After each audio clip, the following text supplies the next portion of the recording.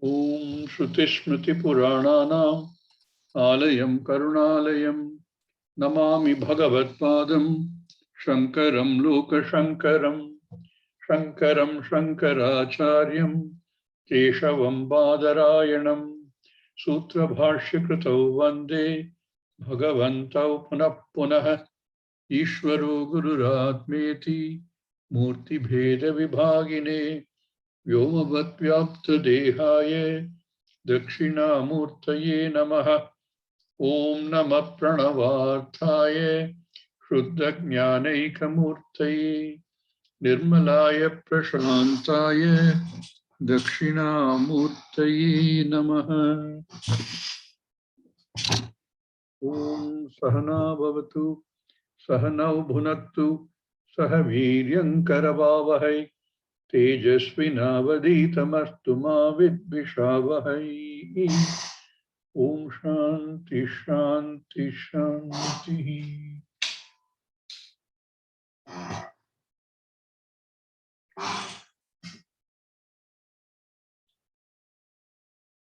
The steps, Sopāna, for the sadhaka, starting with Nitya Adhyayanam of one's own Veda. Vedo Nityam Adhiyatam. Adhiyatam, we saw, is not just Parayanam, but understanding as well, analysis as well, Vichara as well. Vedo Nityam Adhiyatam. May one's Veda be studied by one.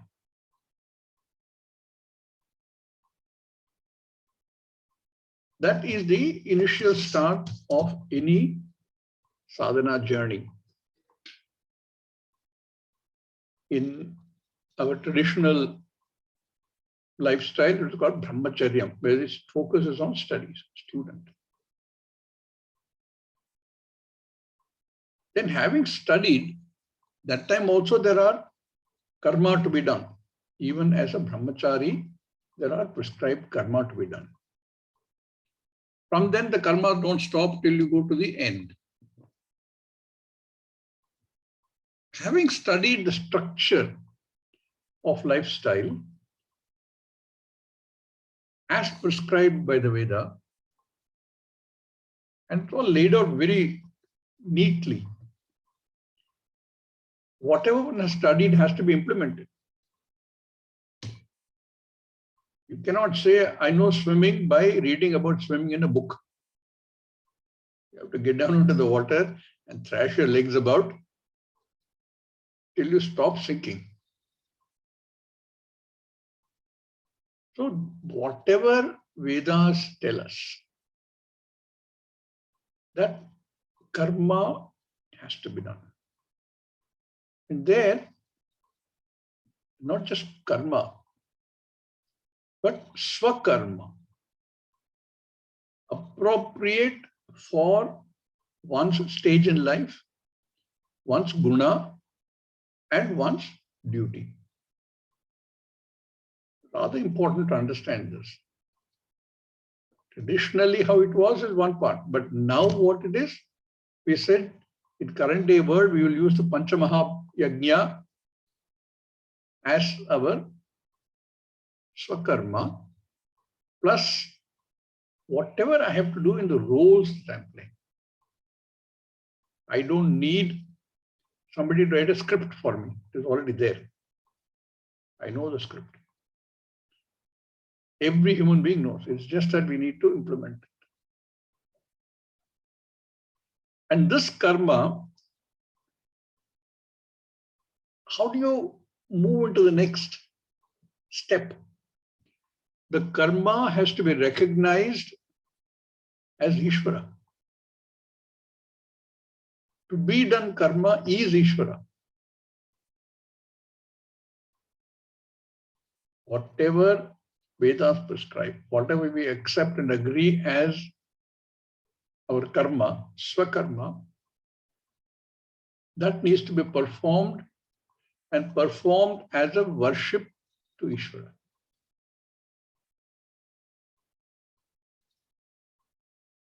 Therefore, the prescription here is Teneshasya vidhiyatam apachitihi. Ishasya apachitihi vidhiyatam. As an offering, as a reverential worship to Ishvara. I do my job, and therefore I will do it as best as I can. It's like doing puja. Normally, one would not take shortcuts in doing puja, because there is an attitude. I'm doing it for Ishvara. Not that Ishvara needs anything from us. Ishvara is Sarvajna, Sarvashaktiman, is by definition. Therefore, doesn't need our worship, our praise, our puja. It is for us that we do this. But when you pick flowers to do puja, you would carefully remove the ones which are yesterday's flowers, for example, because it is Ishvara. Therefore, that recognition of what I have to do as Ishvara and as an offering to Ishvara, Ineshasya apachitahi vidhiyatam.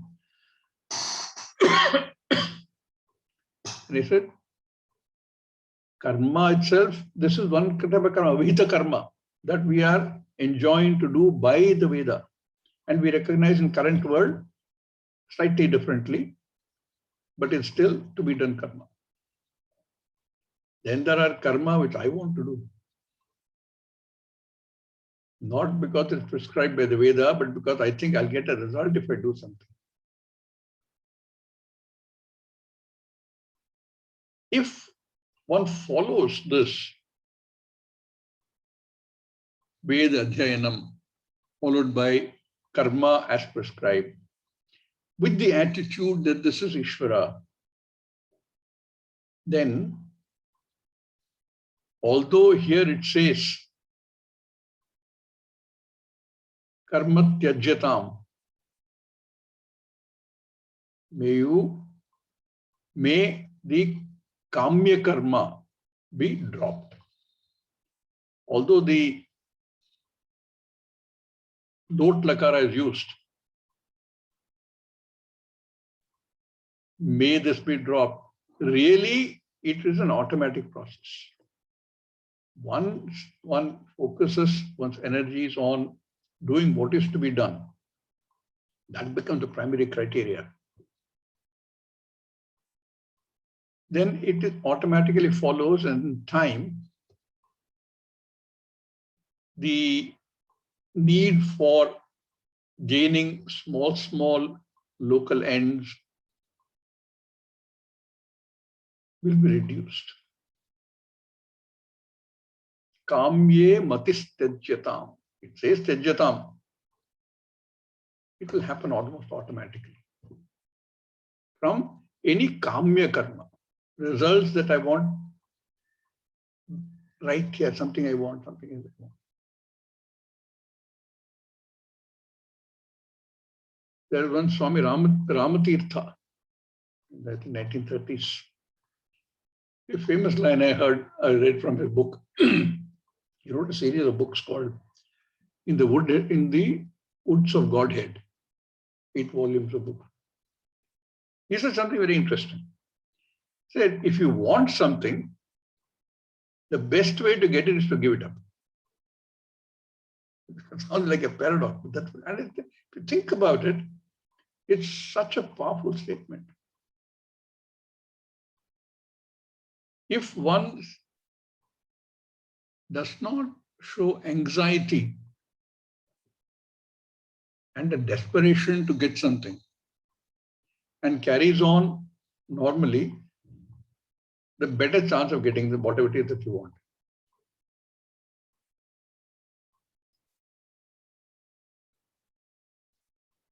So, kamye matis tyajyatam doesn't mean that therefore you jabardasti give up all the things that you want to do. Even later he will talk about this. Shastra does not prohibit us from trying to get anything.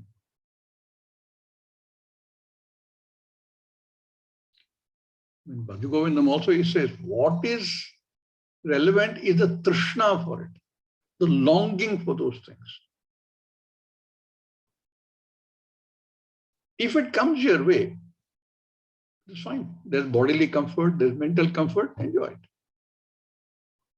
But if it is not there, there's no pressure. So one must understand kamye matis tyajyatam as that which I can take it or leave. Take it or leave it. Comes my way, it's fine. If it doesn't come my way, it's also fine. Swami G, you're advocating, and I'm not, Śaṅkaracharya is advocating laziness, no effort. No, that's not what he's saying. In the Bhagavad Gita also we've seen repeatedly, you do what you have to do. That's not laziness. Karmanyevadikaraste ma phaleshu kadatana ma karma phalaheturbuhu mate sangostu akarmani. Give up the sangha with akarmana. That's not the rule.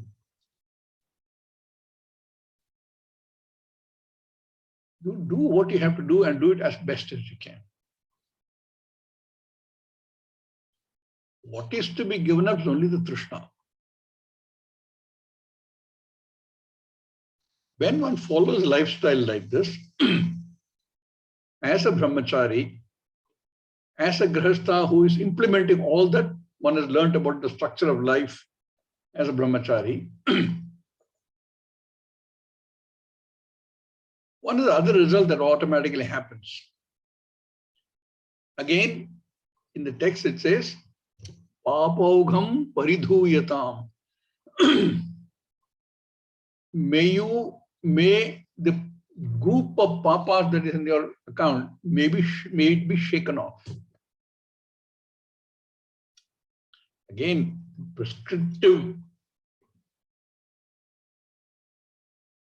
sentence. But it follows automatically. In English, this mood is called imperative mood. Don't lakara. But really, if one follows this is almost an automatic movement to the next step. Papaugham paridhuyatam.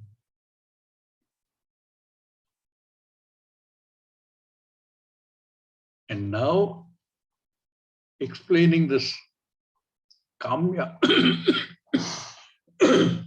Why does he say kamya karma, let it be dropped? Bhavasukhe doshaha anusandhiyata.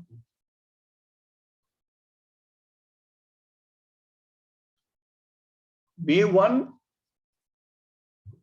recognize the limitations of all these bhavasukha. Bhavasukha is sukha that you get in the jagat. This is not because you want to postpone the sukha to another loka. But one understands that this sukha, any type of sukha I can get, has its own problems. Bhavasukhe doshonu sandhiyatam. May the dosha is not, I won't even call it defect, limitation. There is samparsha yoga, bhoga, samparsha ja bhoga, born out of contact of the senses with the sense objects. Bhavasukha. May that be contemplated upon. What are the kind of limitations? We saw quickly. It has this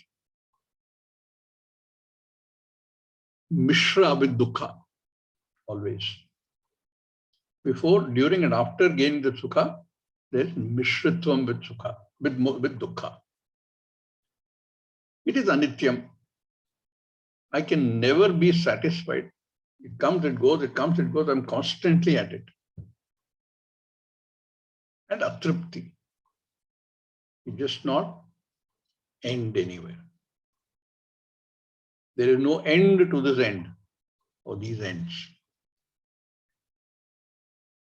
So, Brahmacharya and Grihastha Ashrama have been, in a sense, covered. In Brahmacharya, the focus is on studies. In Grihastha Ashrama, the focus is on karma,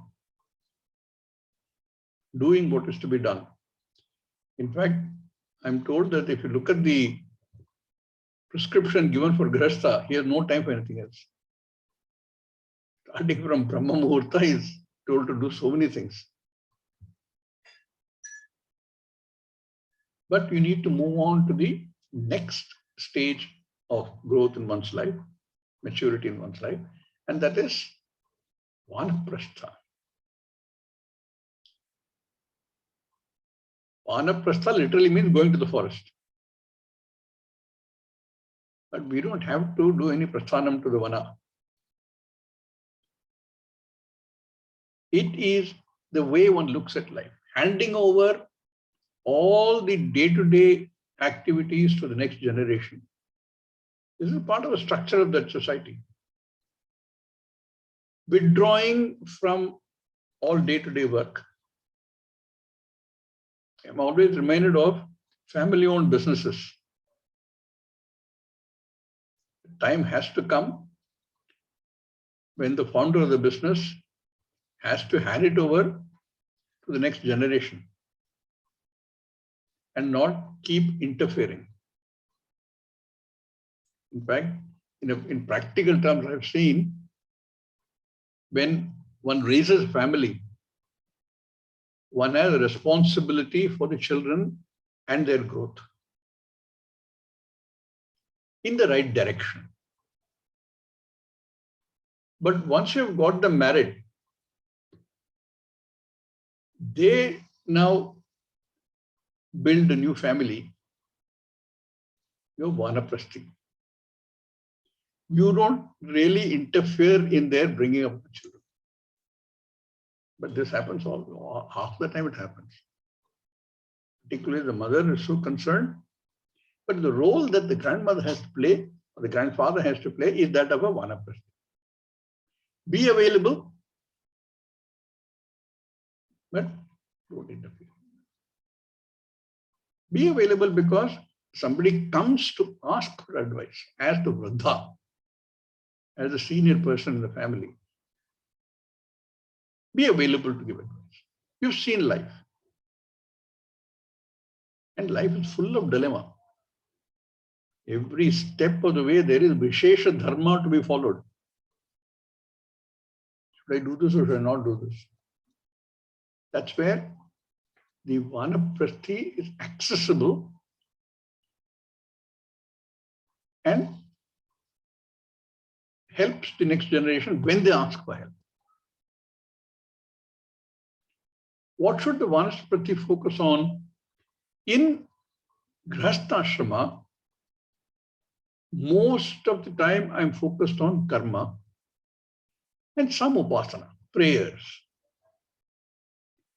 Formally doing certain prayers. This is reversed in Vaanaprastha. Here the karma is much less. Focus is not on karma, although there is karma for the Vaanaprasthi also, but much more on upasana. So they spend most of the time, or they should spend most of the time, in prayer.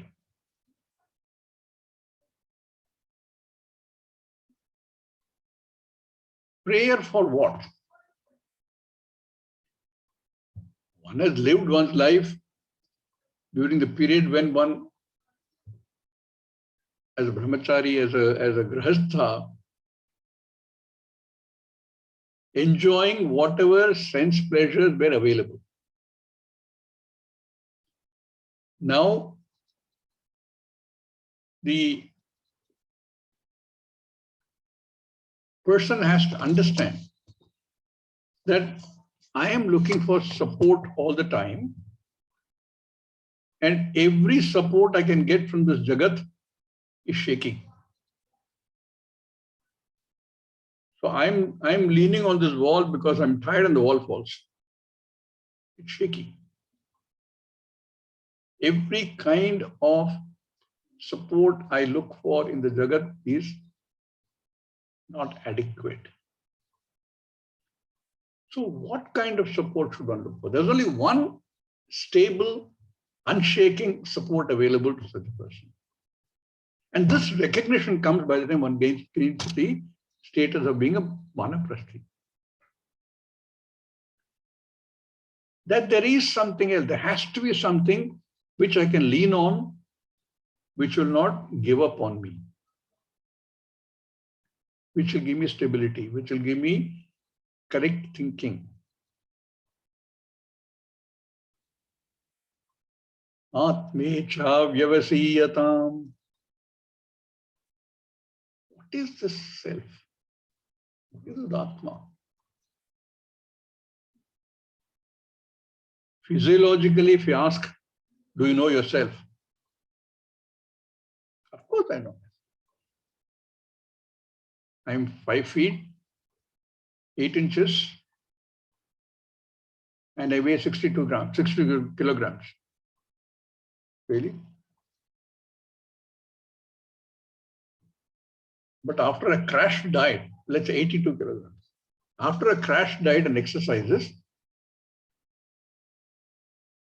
I remain the same height, but I'm now 72 kilograms. Wow. So that's a different eye and this different eye. Maybe 2 different eyes.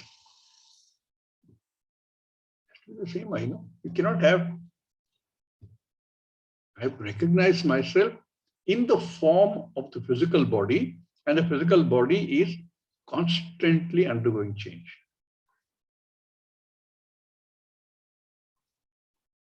So I don't even really know myself physical body. I don't. Physiologically, I don't. Every now and then, some part of the physiology acts up. Not only don't I know what it is, even the doctor doesn't know. You go to the doctor, he tells you something. You go to another doctor, he tells you something different. What about the psychological self? It's even worse. I don't even know the physiological I. My psychological I have no clue to at all. It is such a constantly wavering I. I don't even know against what to measure that change. All unstable. I need to recognize that there has to be a stable I. That Atma Ichcha, vyavasiyatam. May one gain a desire, single-pointed, focused desire to know the real I. Atmecha vyavasiyatam. Atmecha, having already said no to the physical body and the psychological body, psychological self, I have to start examining what is this I. Vyavasiyatam. Vyavasiyatam, you've seen the Bhagavad Gita also. Vyavasayatmika buddhihi ekeha kurandana. A focused, single-pointed, determined effort may one do an analysis. Atmecha vyavasiyatam.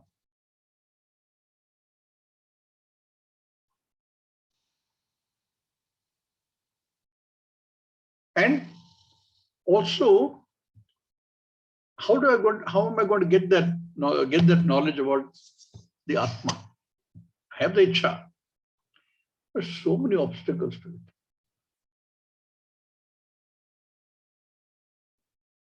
First, where to find it? None of the books I read tells me that. I read a lot of the self-help books. Doesn't give me any clue who the real I is. Or if one is reading oneself, I am. It doesn't tell me really I. Attend a few very popular lectures. Doesn't help. My parents are not able to help. The local Pandit is not able to help. How do I know? I have to make an effort to find the source of knowledge and find somebody who will teach me this knowledge. What effort is involved? So contemplation becomes the key. Upasana, in terms of prayer, in terms of contemplation, becomes the primary role as a Vaanaprasthi. As long as I am stuck in the physical world, that is going to be more and more difficult. Because I will get sucked into one thing or the other. I have already determined that this materialistic world is not the answer. But the power of the material world to draw me is so high that a small thing I can get sucked into. You know, the story of this rishi near whose ashram, a deer gave birth to a calf and died. So, or a cat or whatever it was. He started looking after that, became his possession. And slowly he needed to get milk for that. So he bought a cow. Then he had to look after the cow calf. He look after the calf. You get sucked into the society, into the samsara. The attempt is to try and find a way of not letting these obstacles prevent me from searching for this knowledge.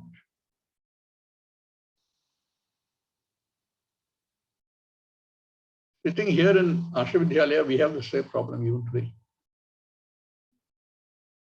Every now and then, water will leak. So you would get hold of a plumber won't come. You say, I'll come in the afternoon, he won't come. Then you're trying to do some study or a class and you can't do. Your mind gets drawn there. You're worried, what is wasting? Not only is water wasting, water in the tank will empty. Even when you just get sucked in. Whether you like it or not, willy-nilly you get sucked in. And, you know, somebody has told me, why don't you, Swami G, go and stay in an ashram?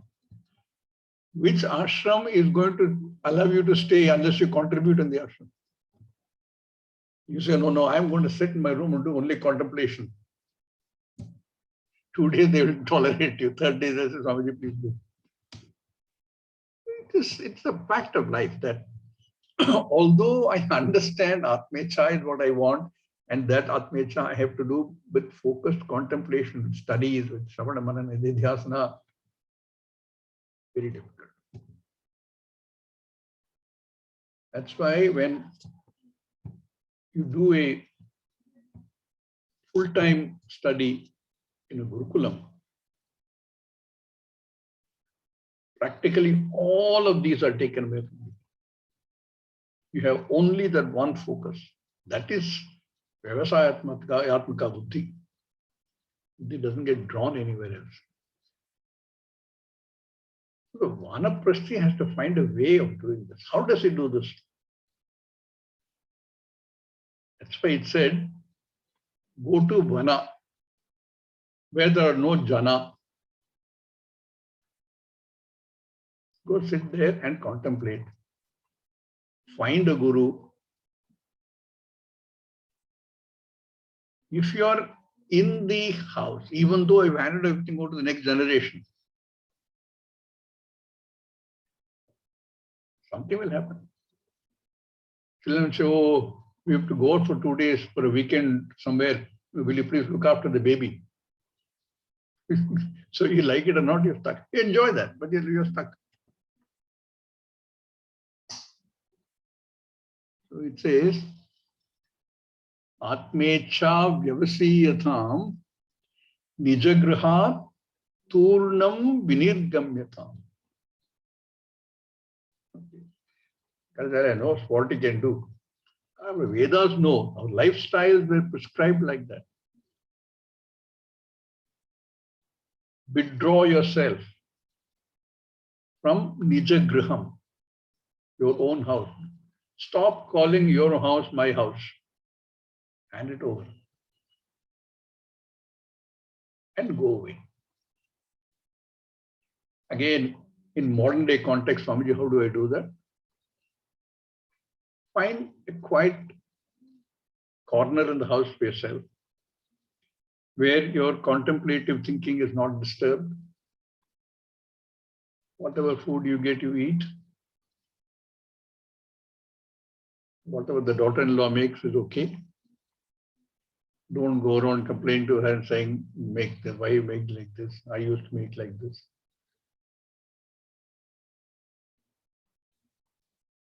Nijagraha turnam vinirgamyatam.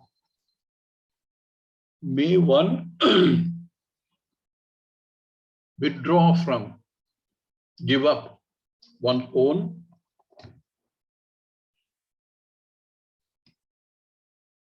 even though it is yours.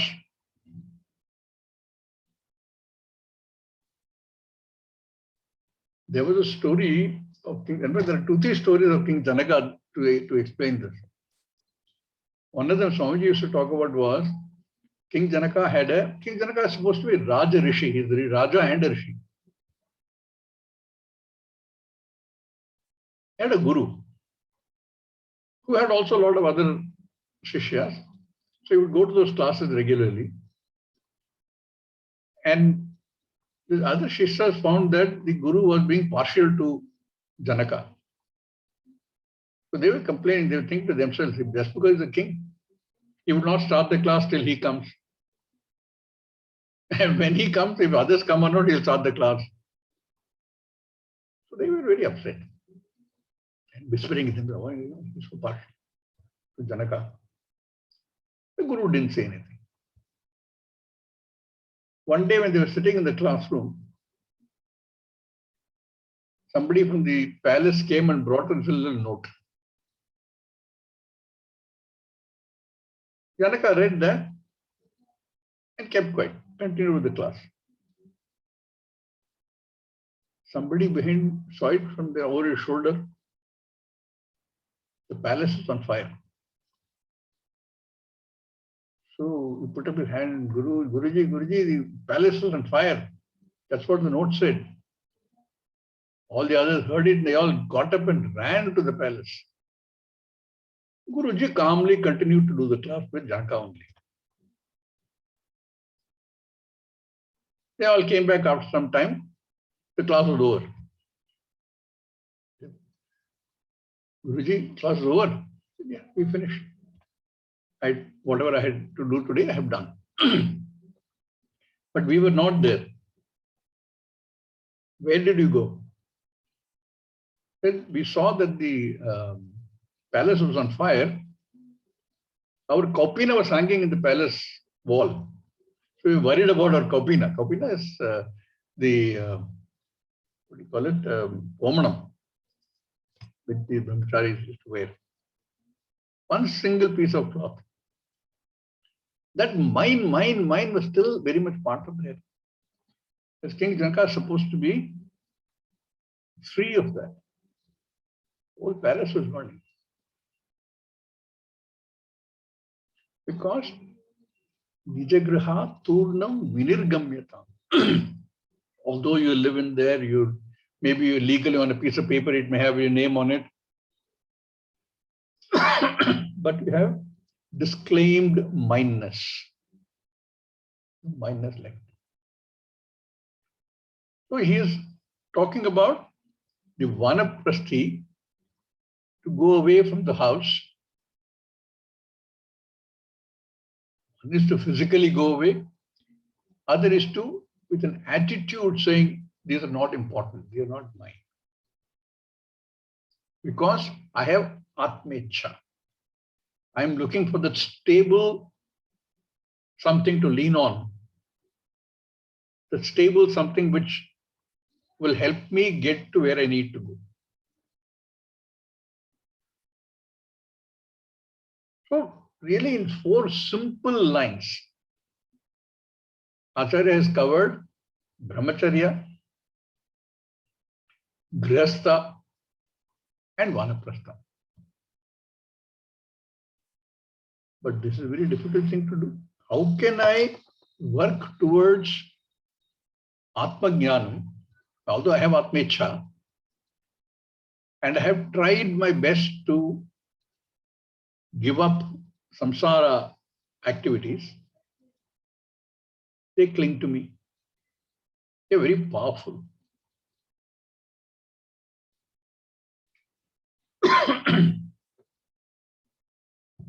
I am unable to detach myself totally from it. Like I said, even in a place like Arshavidyalaya, it's difficult to detach. How can I detach myself?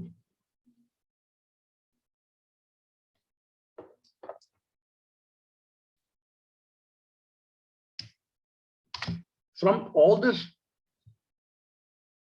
attractions of the material world. You know, there is one set of philosophers called Charvaka. They say whatever they're enjoyed. Why do you worry about another janma? There's no janma. Where's the proof there's another janma?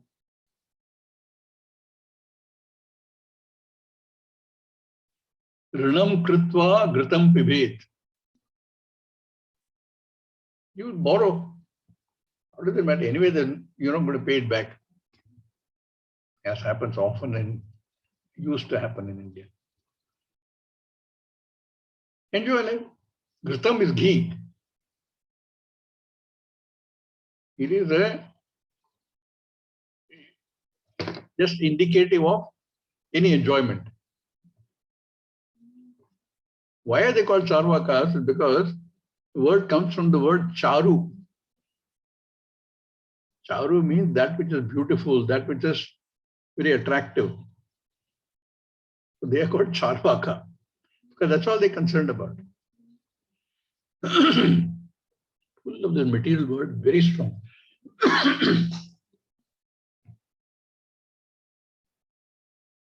You want Atmecha and you want therefore to focus on the studies of trying to find out the reality of the self. There are so many things that keep pulling you away. Obstacles. A friend who doesn't understand this says, what are you wasting your time? Let's go and do the other. Family who don't understand. You find that talking to them after the first 10 minutes, you only want to talk Atma, they don't want to talk Atma. They want to talk about the new picture that's been released. That pull can be quite strong. Once the Atmecha is strong, how do I maintain that? How do I not let other factors pull me away from there? Sangasastu vidhiyatam. Powerful truth. Stay in the Sangha, in the association of Satpurusha. Sangasastu vidhiyatam.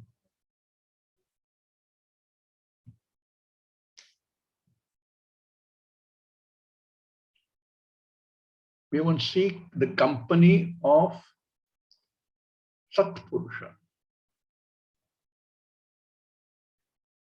Purusha literally would mean somebody who has already understood the Satyam. There are not many of them, there are probably very few, and it's difficult to locate them and find Sangha, association. You know, it's very interesting. Our whole system works based on what I want. You go to a new city, if you're interested in going to temples regularly, you will find out where is the nearest temple, and you will ask around, find out where is the nearest temple. Another person who doesn't have that interest, but likes a daily drink, he will tell you where the nearest bar is. So that's his interest. Now, in the middle of all this, when you have Atmicha, you have to find people who are Satpurushas. It's such an important thing. Sangasastu vidhiyatam. Satsangaste nirsangatvam, nirsangate nirmohatvam. Nirmohatve Satsangatvam nirsangatve nirmohatvam. Nirmohatve Nischalatatvam nischalatatve jivan muktihi.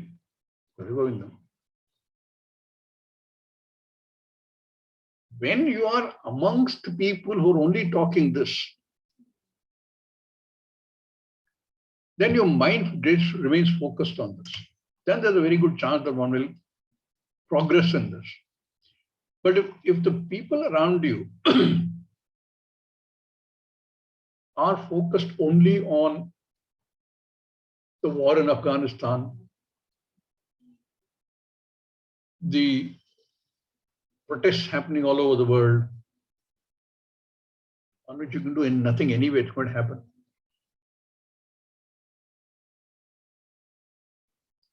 Or the ongoing cricket match in England, then one gets pulled away from this. This is why this third ashrama, Vaanaprastha, is prescribed. Because much of the society is still sunk into all these other issues. You want to withdraw and focus 99% of your time on Atmicha.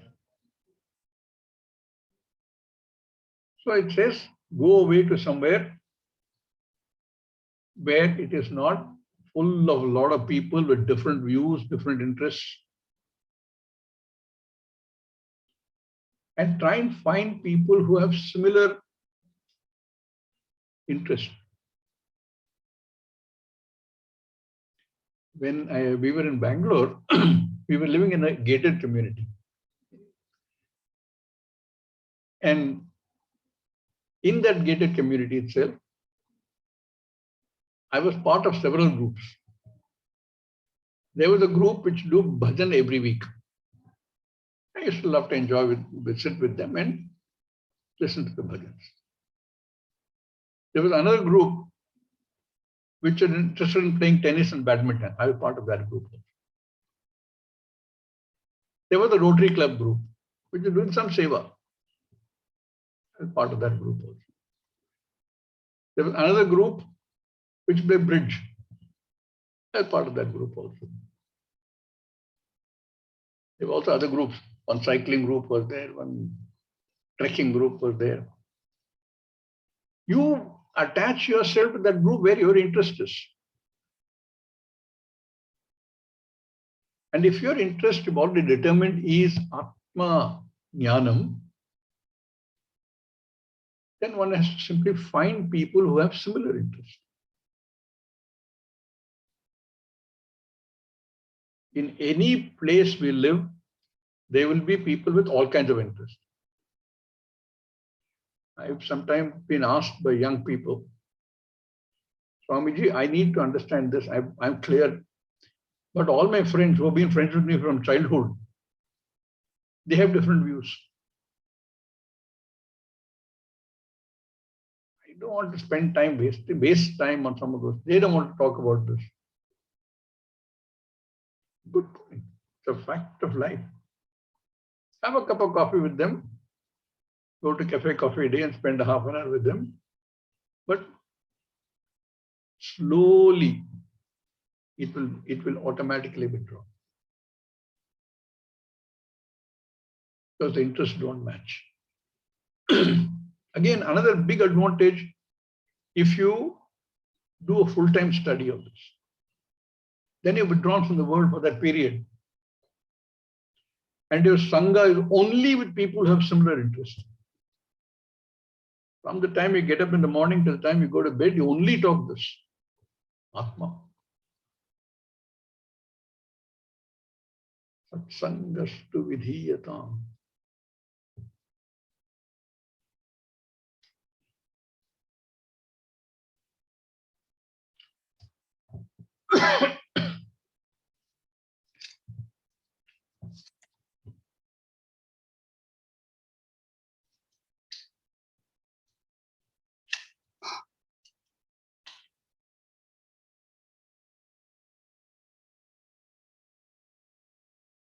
And in that environment, since I'm not yet a jnani, my perspective, my prayer, my looking up to has to be unwaveringly with that one source of help,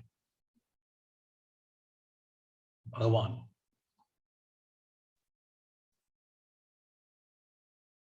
I'm trying to understand Atma.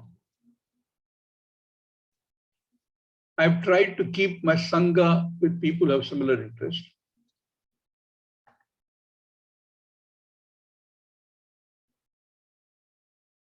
Acharya says, Bhagavato Bhagavataha Bhaktir Bhaktihi Dridadhiyatam.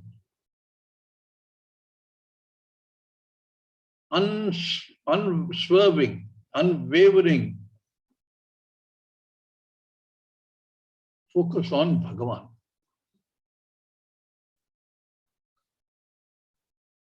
That is also meant to remove much of the obstacles to this jnana of Atma. Bhagavataha Bhakti Dridadhiyatam. We said in Vaanaprastha stage, the focus is on upasana, prayer, worship. You can understand this now. Sometimes, in the 2-3 generations before, certainly, the elders would withdraw and basically only pray. They will go on temple tours. They will go to Kashi and focus only on Bhagavad Bhakti. That Bhakti is prayer.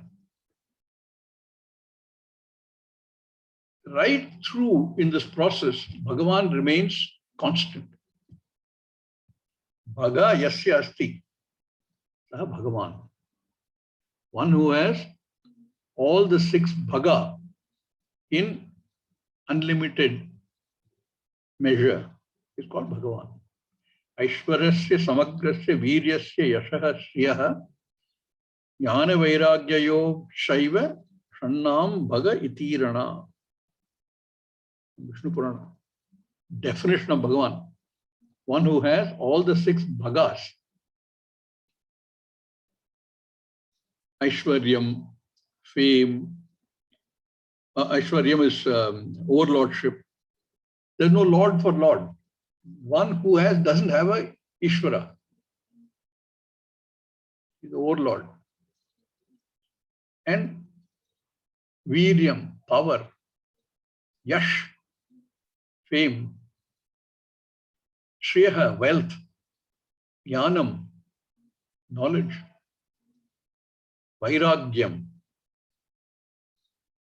All these six, one who has in unlimited, limitless quantity is called Bhagavan. Why is the definition important? Because all knowledge, all power, again, going back to the Gita, Bhagavan says every vibhuti there is available on the earth in anybody is I. That right through in the process of this, our sadhana, Bhagavan has to be there unwavering.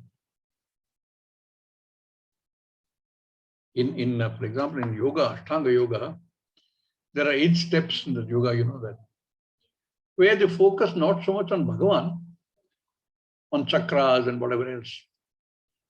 So you have yama, niyama, asana, pranayama, pratyahara, shraddha, all that is there. And last step is samadhana.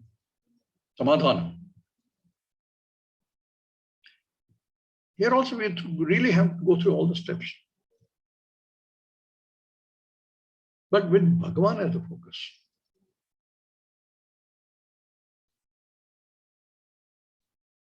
And with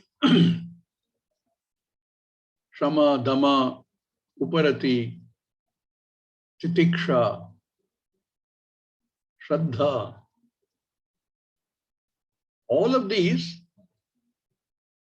become our steps.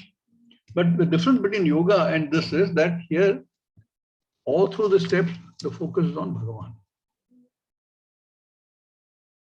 Everywhere we are praying to Bhagavan. It's an invariable quantity. Whether I am a karma yogi, I am a sannyasi, as long as my focus is on Atma Jnanam, Bhagavan has to be there. One can be a wonderful person, following dharma, doing good work. But if Bhagavan doesn't exist in all these phases, he can never be karma yogi.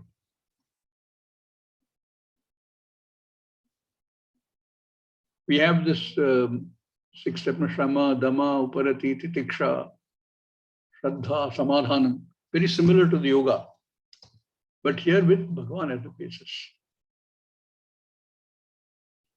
Shama is nigraha of the manas. Dhamma is control over the senses, sense of action. Chakshuradi bahyendriya nigraha. How it is defined. Uparama. See, one way of looking at Uparama is Shama takes us away from these distractions. Uparama prevents us from keep going back to those again and again. And that is done by following one's own swadharma, not get sucked into some other activity. All of this you will study in the Bhagavad Gita.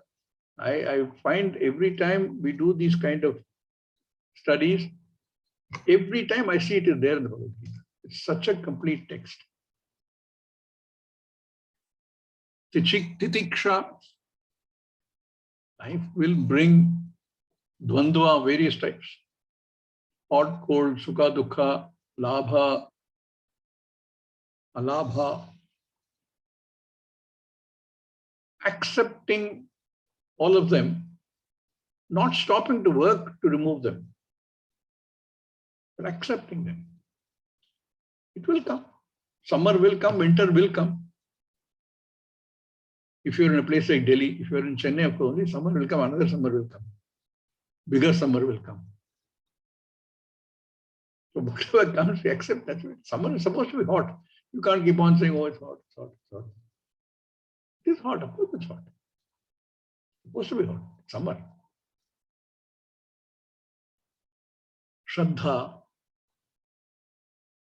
Vishwasa in Guru Vakya and Shruti Vakya.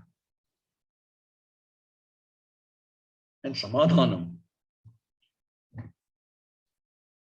Chitta Ekagrata. Focus of the mind. This also talks with the same thing. But with Bhagavan as the basis. Bhagavato Bhaktir Dridadhiyatam.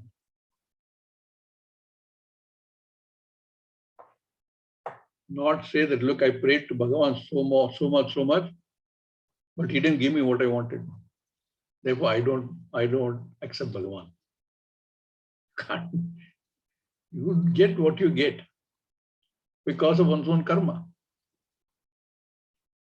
But this kind of Bhagavad Bhakti is also a karma. It will also bring its own results. And the result we are looking for is not a promotion or a daughter's marriage. But the result we are looking for is Antakarna Shuddhi. Allowing us to become an adhikari to gain this knowledge.